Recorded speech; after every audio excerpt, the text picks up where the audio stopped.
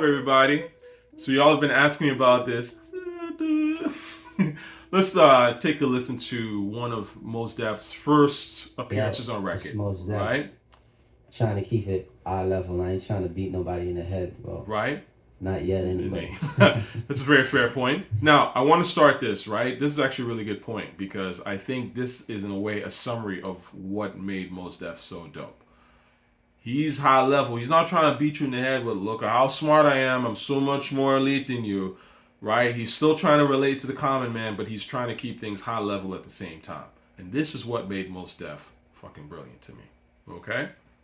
And effortless. Yeah. Listen. Hey, boys rock the world. Keys and tapes up. Generate pace.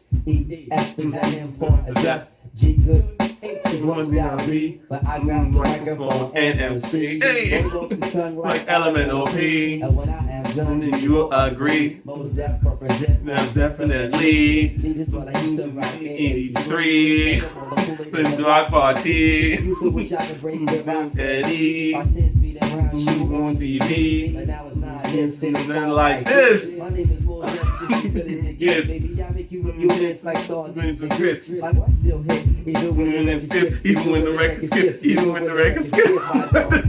I don't quit. Look at how effortless this is. Sean James Sean in the feeling. I'd like to introduce a very interesting young Okay, man, John. right away. You know this nigga is talented. I'm sorry. I heard this record a little after the fact. I probably heard this in like 2004 or something like that. But what I am trying to say is that you hear someone like that, you know that's one of the greatest rappers ever. Easily. Or could be one of the greatest rappers ever. That shit's effortless. Now, let me talk about Mos Def. Funny enough, my cousins actually, shout out to my cousins in Brooklyn, BK. Love y'all, the orgies, you know what I mean? My cousins actually grew up with Mos Def. And they know him, and I think they went to high school together or something like that, right? So I haven't actually really talked to them much about it, but anyway, the point is that Mos Def is some real Brooklyn, you know, he's son of the soil ass rapper when it comes to Brooklyn. And I think he was a wonderful addition to the Brooklyn vibe. When I first heard of Mos Def, it's hard for me to remember. I was in Saudi Arabia at the time, so I was definitely nowhere close to Brooklyn. But I want to say that it might have been this album, Mos Def and Talib Kweli at Blackstar. I think it was like my boy. I had a friend who, again, like when you're in Saudi, like the few black folk that are there, you know, that are around my age who are also listening to rap, they're going, you know, they might take a trip. Like I think my boy at the time lived in VA, so he'd come back with CDs and like, you know, and that was like a lifeline for us. So I think he came back with the CD and I heard Mos Def. That might have been the first time I heard it and I was like, oh, I really like this Mos Def dude. He can fucking rap. The other time, I'm not sure if it was this record or if it was something earlier, but I will say it might have actually been even this record. This shit, the B-Boy Document 99. Sometimes, again, it's hazy. I don't remember the exact record. Mr. Eon. This is a classic. Mos Def murders this. But anyways, back to Blackstar. But the point is this. Shout out to whoever it was that ran that GeoCities page back in the day, and it was the one thing that wasn't blocked. See, I've lived in an Islamic regime. I know what Sharia law can do. I think a lot of y'all don't know, right? Like, this is why, to me, when you see me very much, you know, defending Israel and being on the front lines, it's because I lived in the Arab world, in the Arab Muslim world. I understand some of the good sides of it. I mean, there are beautiful things in the Arab culture and Arab people. Don't get me wrong, I love everybody. But there are some really messed up things about living in those kind of cultures, right? And the way that they sort of ban the arts is a big one of them. And that's why when I see people in the arts who are, you know, waving flags for Hamas, I'm like, you have no idea what the fuck you're doing. Because you go to those countries, you'll see how much they respect the arts and they respect your sexuality and all that shit. AKA they don't at all. You know what I'm saying? You can be persecuted for that shit. You go to the wrong website, you might find them boys knocking at your door. Okay, that's not the kind of society I would recommend anyone being in. But anyway, shout out to this guy who had the GeoCities page popping, because honestly, he put me onto a lot of stuff. It was one of the very few music sites that weren't blocked, and whoever did this was a hip hop head. I've talked about this before, because it was a mix of everything. There was mainstream shit, there was Jay, there was Lauren. I remember hearing Lauryn Hill, I think the very first time on this guy's website. He would just post songs, not whole albums. This was Real Player links. Shout out to those who remember Real Player. So I'm pretty sure Mos Def might have been on that, like Miss Fat Booty was probably on there. Pace One. I mean, again, this is the good old days, quote unquote, where there was the line between mainstream and underground. It was starting to separate, but it wasn't so in your face. You know, dope was dope. So you could be listening to someone who was mainstream, like, I don't know, like a Jay-Z at the time, like in 98, 99, Jay-Z would have been more of a mainstream rapper, quote unquote, while also being a Gangstar fan. And they were not mainstream, but dope was dope. We didn't care who was mainstream or who was underground. We just wanted ill shit. So my point is this. I hear Mos Def, I'm like, I like the voice, I like the swag, I like the whole thing. It's very smooth, it's very intelligent. It has a lot of personality, it's raw, but not like, look, I'm so raw, but it's just raw, right? You can tell that this is somebody who can fucking rap. Mos Def and Talib Kweli, you know, and he murdered this definition shit. I haven't heard definition in a long time. By the way, definition is an old KRS-One BDP beat, right? I think it's P Still Free, the P Still Free remix or something like that. These are things you learn. Again, like with hip hop, it's always good to be literate in hip hop, because great rappers learn from other great rappers. That's the whole point, right? Anyway, so I heard this album, and honestly, I really liked it. I remember being like, okay. And this was at a time when, frankly, you know, the gangster shit was more popping, right? I mean, you're talking to somebody who was a Mace fan. And you know, who, again, Mace was more of a mainstream artist. Like, I was listening to more of the mainstream Guns and Money and stuff like that, and that was what was hot. You had the Chain. It was about getting fly, and that's it. It wasn't really about saying anything deep. In fact, saying anything deep was actually really looked down on. It started to get looked down on in that time. So for someone to come out the gate and be saying some deep shit was like, oh, that actually sounded good. You know what I'm saying? Like, I remember being surprised. And that's why I really connected to Mos Def off rip.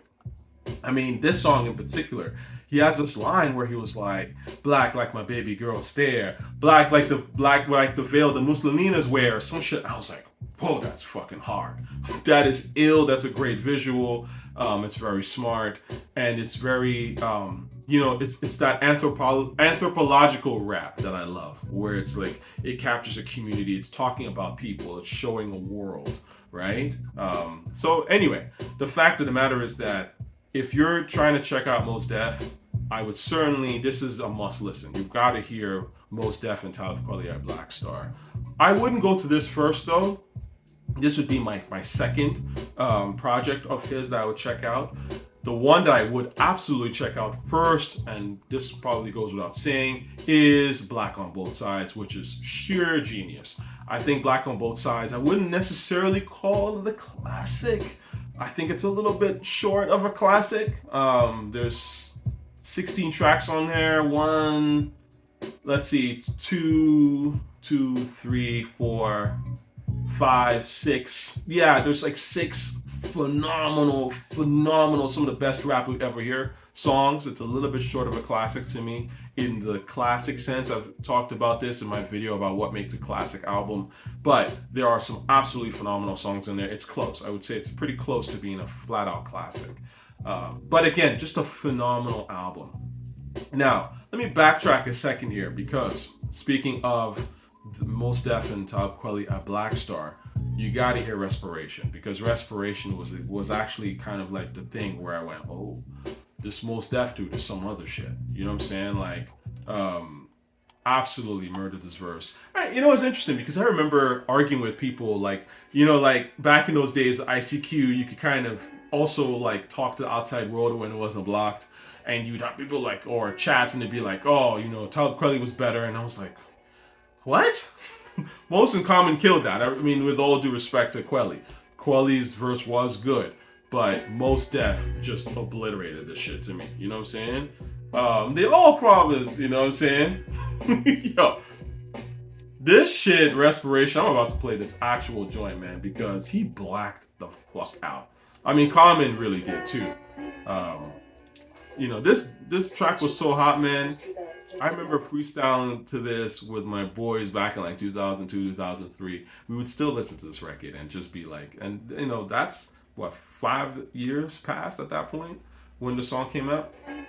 So, yeah, I thought Mos Def, again, really smart. The new moon goes high in the cloud of the metropolis, shining like who on top of this? Yo, this crazy. This is hardcore, hustling with words and ideas. Who says that? Script. Yo. Usual, suitable, suitable. What? We New York, the narcotics, the metal fiber optics. Vague hot stock fix for profits.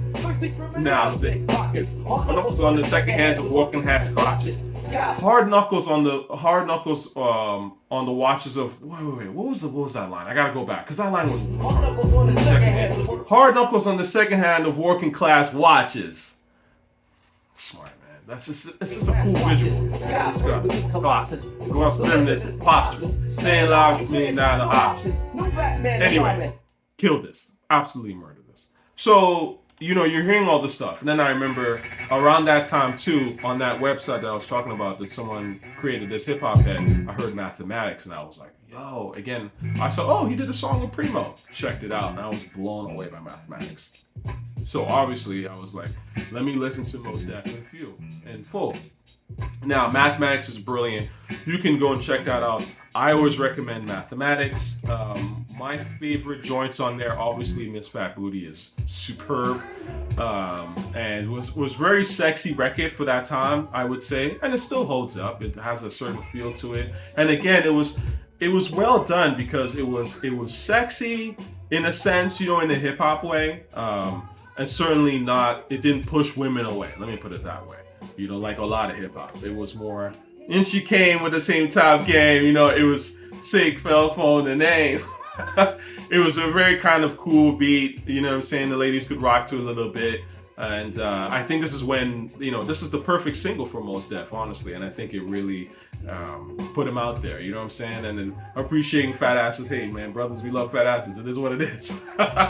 So, and again, it's a great way to show himself, you know, in a sense, you know, like, yes, he is this conscious thinker, but he's also a lover, you know, and I think that was smart, and that's what made us go, yo, this conscious cat, you know, he's got sex appeal. And look, listen, you're gonna say pause and all that, but as a guy, you know, we want to look good, right? We want to feel good, right? Like, we want our heroes or people that we listen to be attractive to the ladies. Of course we do, right? Because that's in essence us, right? Or something like a certain feeling that we share with these artists. If they have a certain essence that is similar to what we like and they're able to make it appealing to the ladies, then that's going to mean something to us. And we go, oh, you know what? I need to borrow some of his swag, right? Because it's not like he's fitting himself to be this hardcore gangster thing that was actually what was hot at that time. He was going about it a different route and still getting that love from the ladies. That's when you're like, yeah, for sure. Like, and that's more me, right? Because I'm not hood. I've never been hood a day in my life. You know what I'm saying? I come from a very educated family, man, like on both sides. My grandmother was a mathematician. You know what I mean? So when y'all saying, yo, Tochi, you say some smart shit. Well, yeah. You know what I mean? Like, my grandparents are very smart people on both sides. They were very, very sharp people. So again, and I like that about Mos Def. It felt like that, the conscious, intelligent, educated brother, but wasn't corny with it, loved hip hop clearly, was down to earth, could relate to the people in the street. You know what I'm saying? And that's what I liked about Mos Def.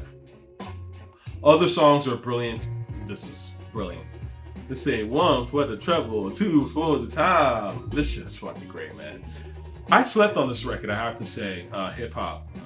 At the time when I heard it, I probably skipped it. I don't think I really appreciated it. It wasn't until I heard it in The Wire, actually. So it's a very famous scene in The Wire in season 1. I'm gonna spoil it because you should have seen The Wire by now. I'm sorry, okay? But it's the scene where Stringer is talking to Bodhi. He invites Bodhi into the car and very slickly tells Bodhi to get rid of Wallace.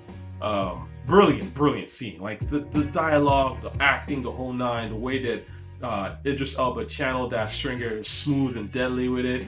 I mean, it's just genius. And it was just kind of like basically telling him to take out his man without really telling him to take out his man. I love that shit. I mean, I can watch that scene a million times. But again, and I think it's so fascinating that they had the hip hop song in the background, because I was like, it's like one of those things that just works on multiple fucking levels. Like you're trying to eliminate your opponent in the drug game. He's literally rapping about people trying to eliminate each other in the rap game. It's like brilliant shit. That's when I started like, because I'm listening, I'm like, yo, what song is that? That's the Mos Def record? Then I sat back and listened to it and I was like, holy shit, Mos was spitting. I think this is actually the greatest song about hip hop. And the second I would say I Used to Love Her.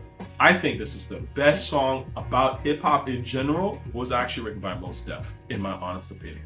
That's just me. So we go on to the next song that I think is phenomenal. I mean, again, I remember when this came out. And unfortunately, I was, of course, in Saudi, so I loved it. But let me put it this way. I had a friend from Bed-Stuy, shout out to her, born and raised in Bed-Stuy, and she was saying that when this shit came out, man, you know, it was just magical, you know?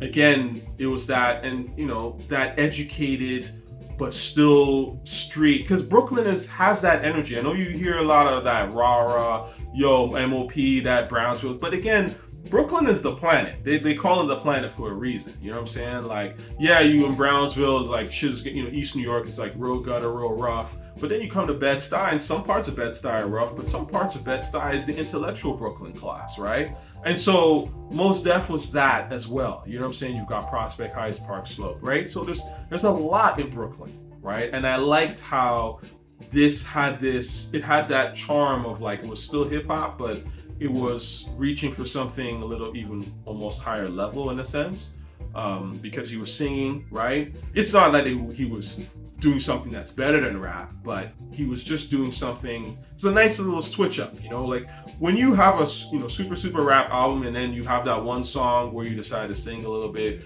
but the beat is still hard and still has that hip hop energy. It's welcome. And I think the song is phenomenal. Umi Says, obviously. I think Mos Def kind of tried to chase this a little bit afterward, in my opinion, to his detriment, but that's another point. So, Umi Says, phenomenal joint, very peaceful, and like I was saying with my good friend from Brooklyn, born and raised, she was like, yo, like, you'd go out and it was at parties, you know, and she was obviously of age, she's in college, and you know what I'm saying? Like, people are like moving to this, man, and great music brings people together. You know, this is something that unfortunately this era doesn't understand, and that's why a lot of stuff is so whack and feels whack, because it's disjointed. It doesn't really bring people together in a way. You know what I mean? Like at this time, like you could be out, Umi Says, that hot girl on the dance floor, she loves this song, you love this song, and the two of y'all might find a way together. You know what I mean? So that's gone, you know, unfortunately, but it can come back. You never know. Let's be optimistic. So, New World Order.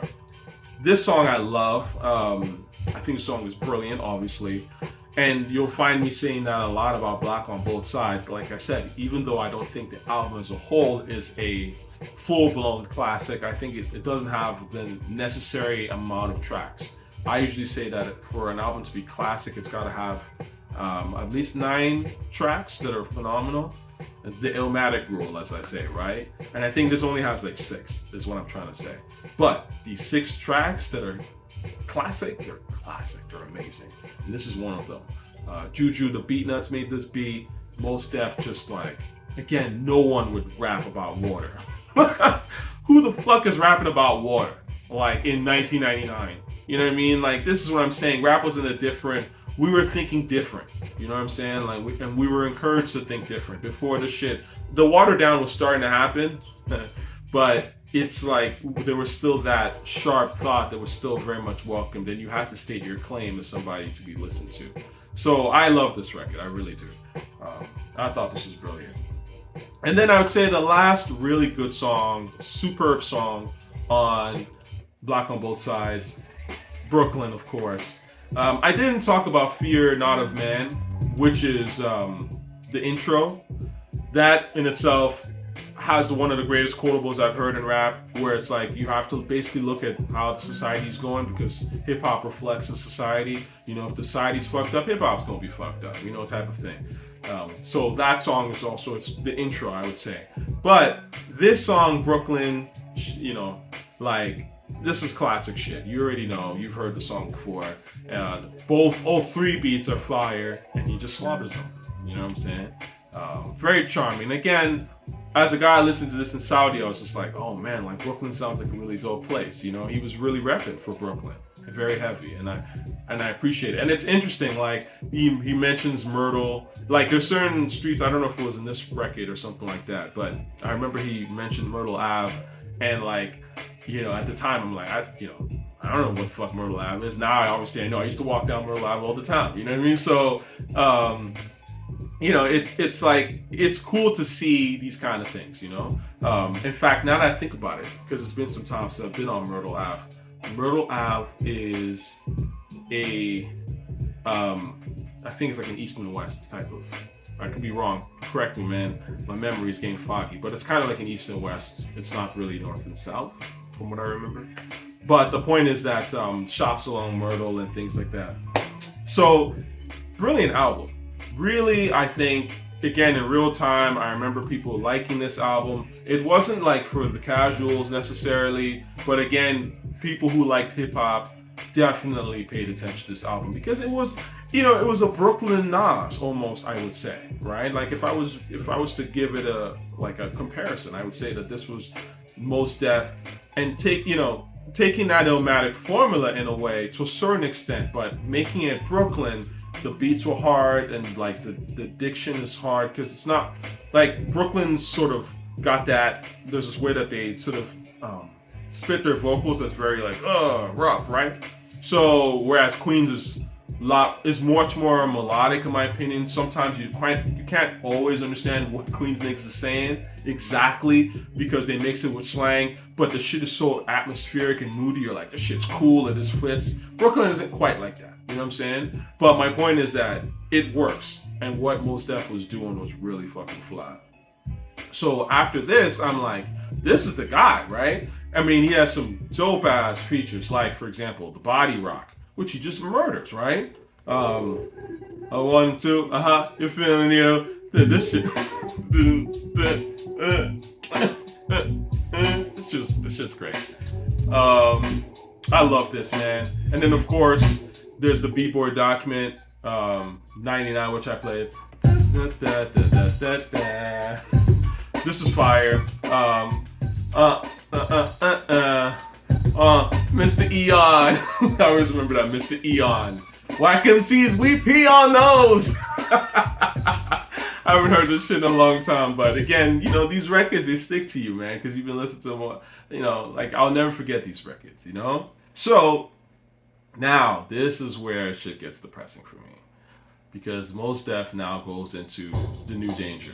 And you have to understand, I was really anticipating this fucking album. It was whack.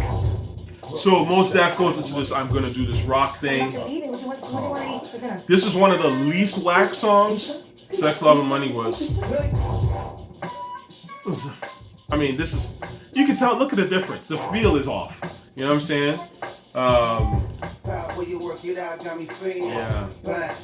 Yeah, this was weak.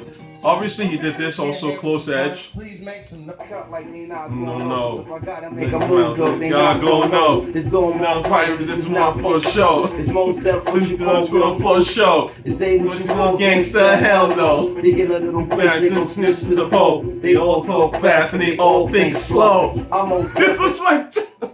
Yo, I saw this episode when it came out. He's in the car and he was spinning the shit. I was gone. I was like, oh, Mos is back. He's gonna drop a dope album. And then the shit was whack. Mad disappointing. Because the bars has always been there at Mos. The bars were there. Mos Def is a smart motherfucker. You can tell. Okay, the bar is always going to be there. It's the vocals that are increasingly started to become off as he progressed into the 2000s, and then the beats got super trash, and that's obviously vibe killer, right?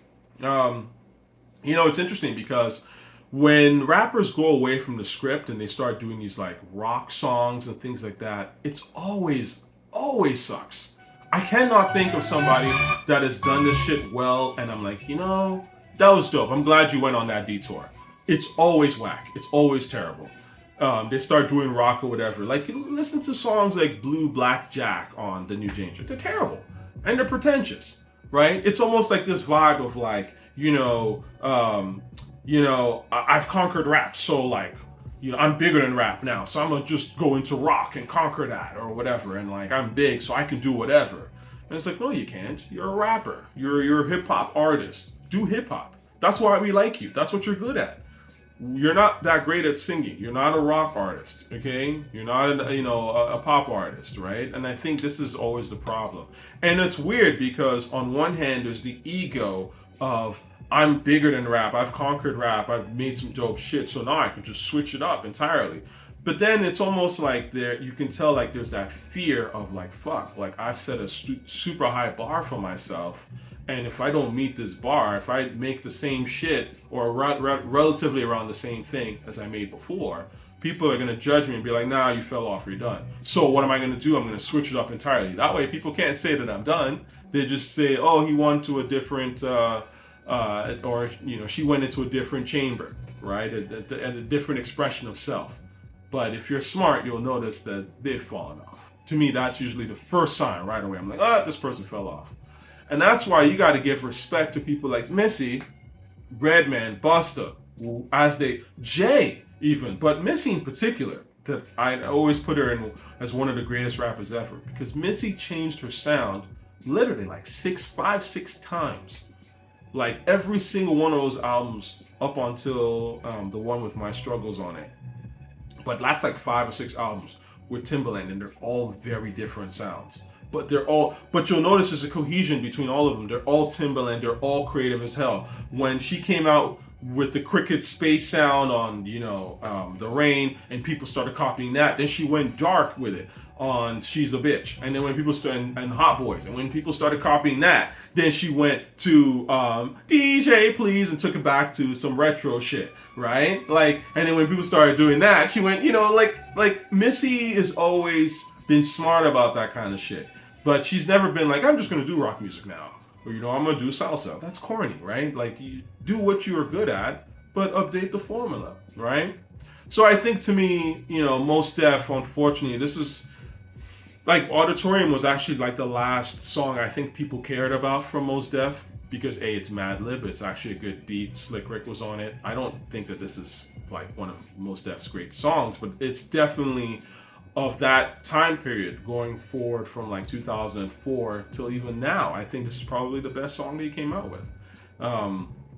It's unfortunate, man, because like I said, Mos was that guy. He had that swag, that conscious but still, sexy swag to him in a sense. He wasn't the most handsome guy, right? I'm not saying that he's an ugly dude at all, but again, he was able to capture ladies' attention, black women's attention, by just being him, having charisma, right? Because charisma will take you a long way, right? Just by having charisma and talent, right? And having a decent look and being clean and being like, what appears to be a respectable guy. Like, I mean, he was in the Alicia Keys video for a reason. You know what I'm saying? That You Don't Know My Name, the iconic video, right? And that's what I'm saying. Like, that's why I say that Mos Def was extremely disappointing, because I think he encapsulated something that I wanted to see. I saw myself in him as a listener. I saw like, yeah, that's kind of like me. I'm not from Queensbridge. I'm not hood. I'll never be hood a day in my life, right? But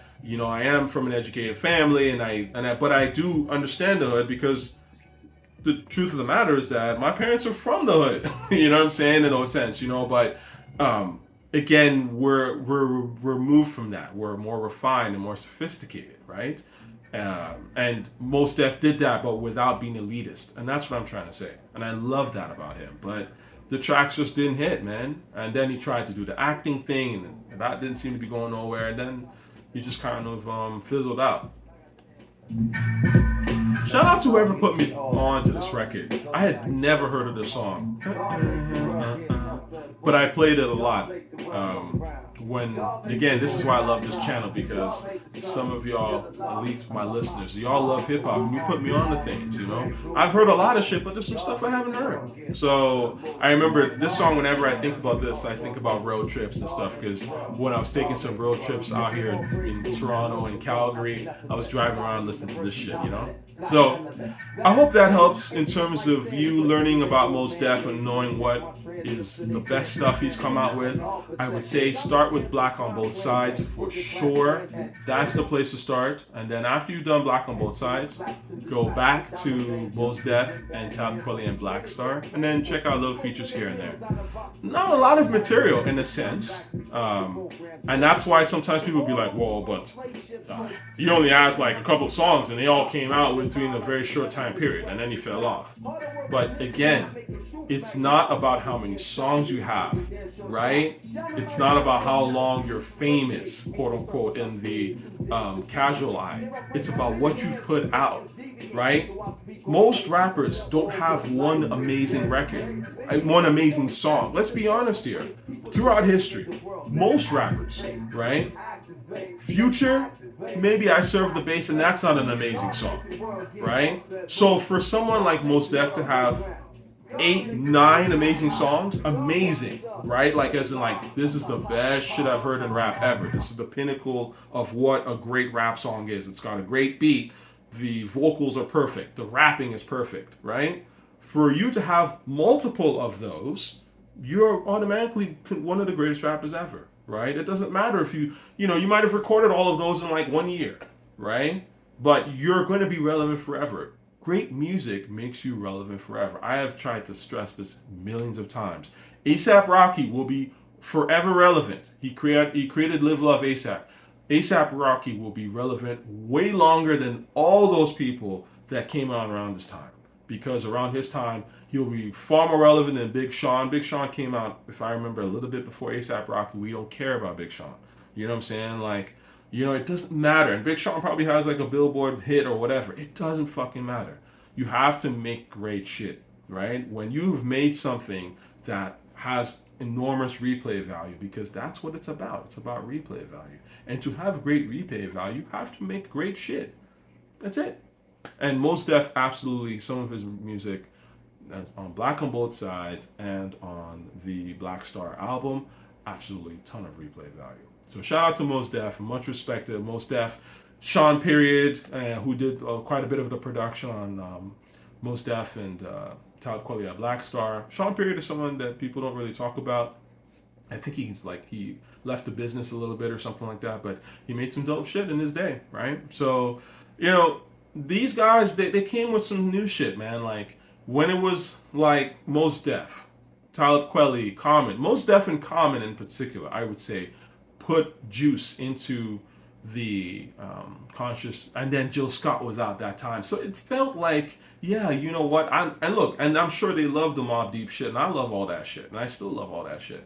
But I also, like, at the same time, I'm sophisticated. I can go to the neo soul route. You know what I'm saying? And they put up a good counter to that negativity for some time anyways. But then as they fizzled out, there wasn't really anybody new that was sort of carrying the torch. And unfortunately, and of course, rap got watered the fuck down. So we are where we are. I think that'll be it for now. I'm always here, man, and I really appreciate y'all taking the time. I disappear for a little while, y'all know this, but I stay working on things, and always understand that I'm gonna be here, man. I'm gonna be here to talk this rap shit and contribute to it in my own way, okay? Love y'all. Peace.